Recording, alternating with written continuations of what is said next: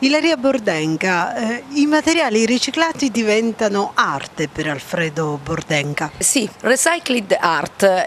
Il maestro Bordenca ha sempre utilizzato la tecnica mista, questa volta però io la definisco una chicca, nel senso che sono dei piccoli quadri, delle piccole opere dove si utilizzano questi materiali, quindi il riuso di materiali. In un periodo storico in cui non sappiamo più dove mettere il cartone, l'acciaio e quindi chiaramente abbiamo bisogno di riciclare quelli che sono i materiali, in questo caso diventano delle opere, appunto, quindi arte.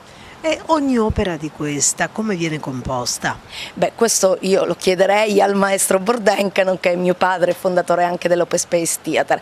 Diciamo che lui in 40 anni di esperienza da Roma, dalla Galleria Margut e così via, lui è fondamentalmente un astrattista e non parte da un concetto preciso, diciamo che è più il suo inconscio che lavora nella costruzione di un'opera, quindi si lascia andare come tutti gli artisti e quindi che mettono in atto la loro creatività seguendo una logica sicuramente, ma non costruita.